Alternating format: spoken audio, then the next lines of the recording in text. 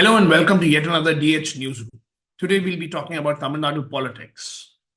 TVK President and actor Vijay is in Delhi. The CBI has summoned him in the Karur Stampede case. In Karur on September 27, Vijay and his TVK party held a rally in which 41 people died and more than 60 were injured. Following this, cases were filed, and in connection with this, Vijay is in Delhi. To discuss this, the political implications behind it, because Tamil Nadu is going to polls in a couple of months. To discuss this, I have two of my colleagues. From Chennai, Shiva joins us, and from Delhi, it's Shemin Joy.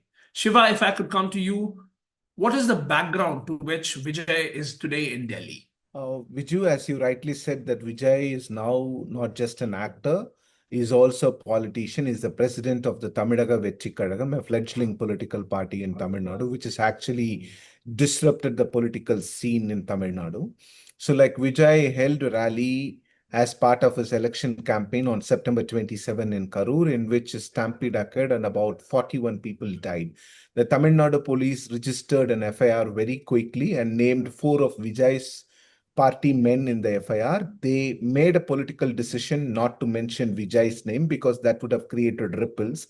So the Tamil Nadu government was very specific and very clear that they should not give any kind of sympathy for Vijay out of this incident. So that's where it was standing. But the TVK was very specific that they will not trust the Tamil Nadu government and they don't have trust at all. So that's why they went to the Supreme Court asking for a court-monitored probe. So the court said, like, let us give the investigation to the CBI, and they also appointed a monitoring committee to monitor the investigation. So that's how CBI came into the picture. And CBI actually opened a camp office in Karur, as is the procedure. So they summoned a lot of people. So 2 weeks back, they summoned four of the TVK functionaries who were named in the original FIR of the Tamil Nadu police, and they inquired with them for about 3 days. So questioning Vijay is the logical step for the CBI because Vijay is added as a witness in this case. That's what we get to understand. And Vijay was actually the center piece of that event, that is a political rally on 27th. So CBI officials say that it is very clear and logical that we'll have to question Vijay, and only after we question Vijay and corroborate what he says and what has already been said by his party functionaries, maybe we can proceed with the investigation. They'll have to file a status report to the Supreme Court. So Vijay was summoned, and as expected, Vijay has appeared today before the CBI at around 11:30. So the investigation is going on. And as a surprise development, Davidson Devasirvadam, who is now the DGP of armed police, has also been summoned today. He was the ADGP Law and Order when the Karur incident took place. So to remind our viewers, Mr. Davidson Devasirvadam, the IPS officer, was actually criticized by a lot of people, not just by TVK functionaries, but also by other opposition parties, because a day after the Karur incident, Davidson Devasirvadam appeared before the press and gave a clean sheet to the police. So that's one of the reasons why the TVK was not ready or was not willing to trust the Tamil Nadu police. Now, how do you put this summoning of Vijay by the CBI? When does it take a political color? I know the elections are, shortly going to be held in Tamil Nadu as well, the assembly polls, and Vijay is busy campaigning for his party. How does this take a political color? A stampede happened, the CBI is investigating, the CBI has called him. This is kosher as much as that sounds, but where does this take a political color? True, Viju. On the face of it, it doesn't have any political color. But if we have to read between the lines and connect the dots, so like on January 9, Vijay's last film, touted as the swan song of his film career, Jananayagan, was to be released. But there was a lot of problem for Jananayagan, and the Jananayagan producers, who are basically from Bangalore, went to the Madras High Court and asked for a relief. Justice P.T. Asha of the Madras High Court gave an interim relief on Friday morning, but immediately within minutes of that relief, the CBFC goes to the Chief Justice Court and say that we can't allow the release of the film. So the Solicitor General, Mr. Tushar Mehta came all the way to Chennai, argued before the first bench, and Vijay's team also flew in Mr. Mukul Rohatgi. So it was basically legal eagles fighting against each other.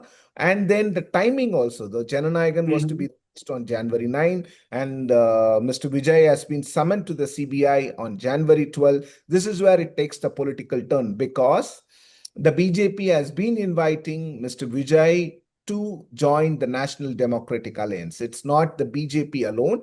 It was the ADMK which was also inviting Mr. Vijay to come and join them, because the ADMK and the BJP feel that Vijay taking the anti-DMK stand is going to spoil their chances. Whether Vijay wins or not is for anyone to wait till May. So is the political accusation at the moment that the BJP is using central agencies to actually put pressure on Vijay to actually join the NDA alliance in Tamil Nadu? Is that a safe assumption to make? Or is that the accusation that's being made? Yeah, like that's the accusation that has been made even by the DMK. The DMK has come out in support of Vijay surprisingly today, saying that seeking to know why Vijay was summoned to Delhi. Why can't the questioning happen in Chennai? So like, why can't, if the CBI, all the CBI was to do is to record a statement, why call him all the way to Chennai? So they believe that summoning Mr. Vijay to Delhi is actually a tactic by the BJP to exert pressure on him and to force him to come and join the NDA. Okay, that's where it stands. And the DMK has also come. The Congress, I guess, has also supported the fact that Vijay has been, what they're saying, that is being undue pressure. Shemin, Vijay is now in Delhi. There is a lot of talk about political pressure, as Shiva had mentioned, that the the BJP is putting pressure on Vijay and Vijay's party. How do you see this playing at a national level, national politics? How do you see this? See, interestingly, a section in the Congress in Tamil Nadu, people like Lok Sabha MP Manikam Tagore and Praveen Chakravarti and others are looking for a recalibration of forces in Tamil Nadu. When I say recalibration, nothing major changes are not expected. What this section of Congress leaders are asking is for a bigger pie, for bigger space for Congress in the Congress in Tamil Nadu politics. See, right now, even though DMK fights the elections in the coalition, it's a one-party government. Congress, this section of Congress wants a participation in the government, and they want the central leadership to put pressure on DMK. So when they say this thing, one of the reasons why they say is because Congress is not growing in the present setup in a DMK-led coalition. Organizationally, Congress is suffering, so they need power to enthuse the cadres and all. That is the reaction. So at one point of time, they are also saying that if DMK is not allowing that kind of maneuvering for space for Congress, the Congress should think about leaving such an alliance. Even though none of them say this in public, but that is a kind of an argument a number of local Tamil Nadu leaders are talking about. Right now, I don't see such a scenario because the Congress central leadership has been good relationship with DMK and MK Stalin for the last 20-21 years. DMK has stood like a rock behind Congress at the national level, even though during the UPA period there was a little bit of trouble at one point of time. But they had been rock solid behind Congress, and everybody talks about Rahul Gandhi's special relationship with his elder brother. He calls him the elder brother, MK Stalin. But what we see post 2026 elections, if DMK doesn't do well, we will have to wait and see how Congress will react. See, for example, if Vijay and Vijay's party get a good chunk of votes, say 15%, 20%, the things may change. But sitting in Delhi, 2,200 to 2,200 kilometers away from Chennai, I will not hazard a guess. Because the political weather in Chennai will be entirely different from what we witness in Delhi. So maybe 2028. we may see a change, but like it all depends on how 2026 elections pan out. But still, again, one has to wait and see how the political weather is changing, how the political system develops in Tamil Nadu. Maybe Shiva will be able That's a good to. that's a good point. I'll just take you on that as to whether everything will depend on how the DMK performs in the upcoming assembly elections, and more importantly, whether Vijay and his TVK would actually make an electoral dent. Let me come to you, Shiva, on this one. Is so far earlier in the discussion, you had said that Vijay, after launching his parties, has created ripples. Now, it's one thing to have a big crowd coming to your rallies, but electorally converting it is a different thing. We've seen different actors from Kamal Hassan, Rajnikant toying with the idea, others like Sharad Kumar. Many of them have actually gone into politics and have not made a dent. The only, I think, the last actor who made a electoral difference was Vijay, a big one in it. But after that, it has been a mixed bag. My question to you is there any indicator that Vijay and his party electorally have the momentum to upset current equations? That's one thing. Second thing is, do you see this frenzy and the support that is there for his rallies more that of film stars, the crowd a film star attracts, or is there more to it? See, for Vijay, if we say we can't dismiss it as a crowd or as a fan crowd and all, because we have seen a lot of actors coming into politics in Tamil Nadu. So MGR actually came into politics at his prime, and after MGR, if there is one actor who's venturing into politics at his prime, it is Vijay. None of the people like Kamal Hassan or even Vijaykant, they entered politics when they were prime. They were all yesterday's men when they entered politics. But Vijay is today's man. So he can relate to an 18-year-old first-time voter and someone who has voted for about 5 to 6 elections, who is about 40 to 45 years old. He can also relate, will also be able to relate with Vijay.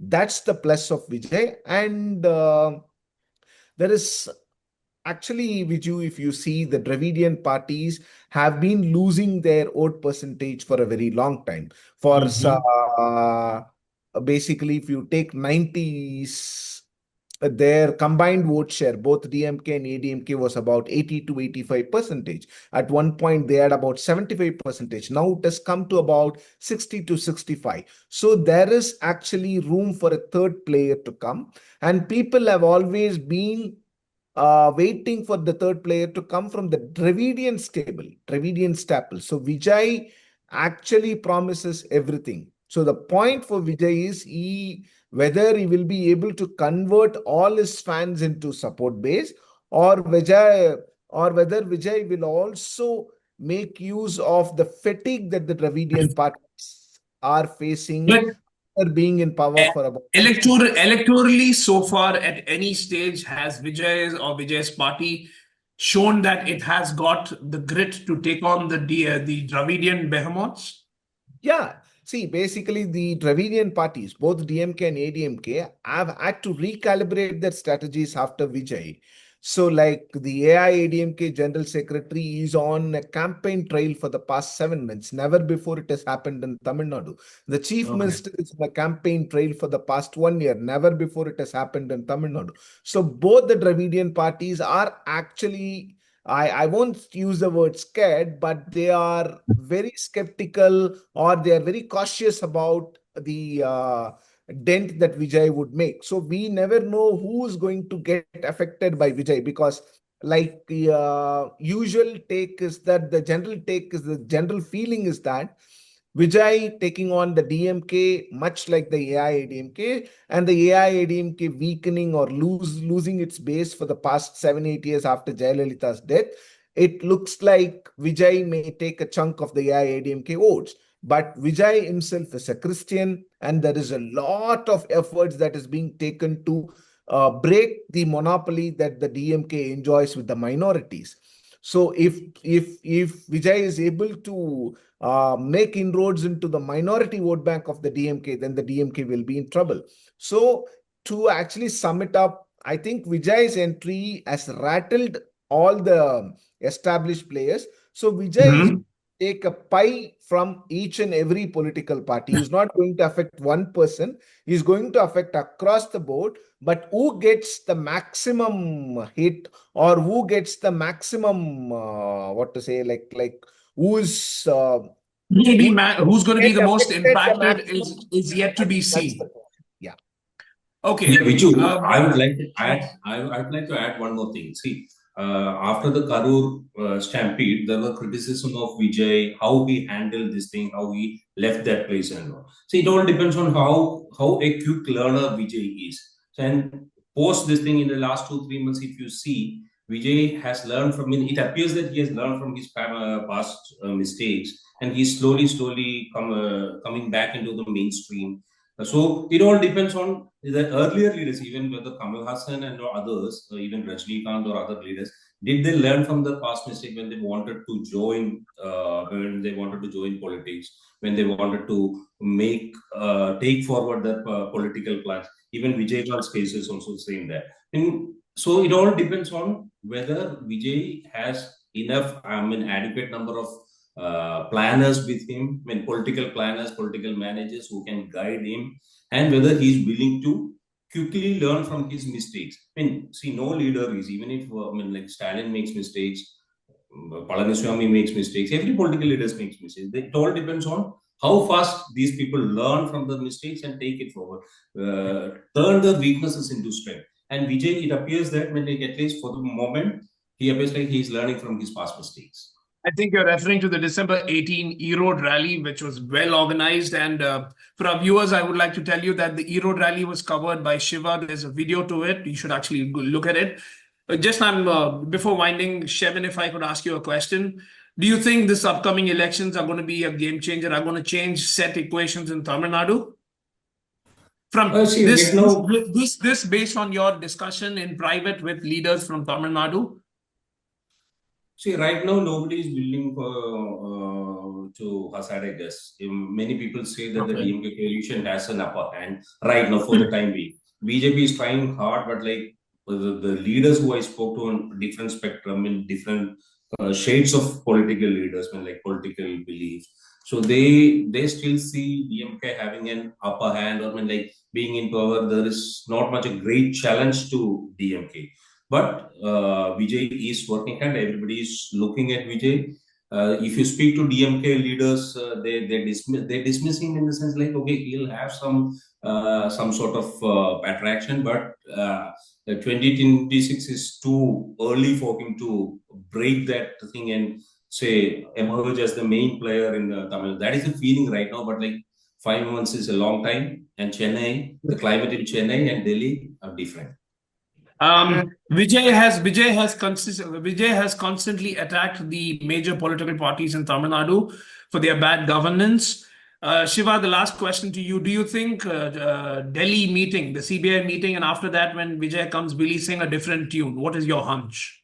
No, I don't think Vijay will join the NDA, because if one takes his political stance previously, so Vijay will completely lose his political career if he's going to join the BJP, because he will never be able to come out of it. That's what his people also say. Its advisors also say that like after having taken an strident anti-BJP stance, if Vijay goes and allies with the BJP, one, he will lose his credibility.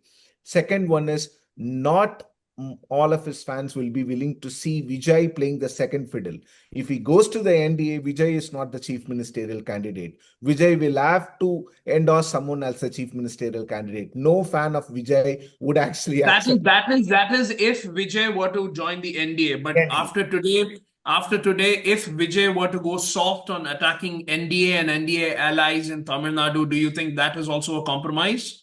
See, I don't think it as a real compromise, because people are not seeing that way. The people see, if you take after Karur, Vijay has been quite soft on the BJP. Soft in the sense he has not been naming the BJP, but he has been saying referring to the BJP as a union government and so on. But the explanation that his party gives is that we don't want the DM to get a free pass, because if we keep attacking the BJP, the attack will be on the BJP and the center of focus will not be the DMK. So since it being a state election, we want the attack to be on the DMK. But I believe Vijay, if he sustains after 2026, for example, like we pointed out, that if he is able to get about 15 to 20%, which is a huge percentage in a state like Tamil Nadu. So like after 77, he will be the only actor to cross the 10% mark in the first election. He sustains himself. I see a lot of possibilities, lot of political parties changing their stance, and Vijay even leading a Rainbow Alliance for the 2029 Lok Sabha elections, in which Congress could even be a part of it. We never know what happens after 2026, because like 2026, once Vijay proves himself, and there will be a lot of trouble, in the sense like if he is able to weaken the AIADMK, that is where Vijay's party can actually grow. So like 2026, if Vijay scores an impressive percentage, and if he sustains that momentum as a politician till 2029 and 2031, he still has a chance. There are a lot of ifs and buts in that, and you'll have to see how that develops. Today's meeting, Vijay's questioning by the CBI and his political stand hereafter, once he goes back to Chennai, will be closely watched. At Deccan Herald, we'll be following it. All the reporting from Tamil Nadu will come from Shiva, and at the center, you will have Shemin go through their copies. There are a lot of videos to look. Go to the Deccan Herald website for all the latest stories. Go to our YouTube channel, Deccan Herald's YouTube channel. If you've not subscribed, consider subscribing. Press the like button so that the next time, and the bell icon so that the next time a video is dropped, you get it. Until then, thank you.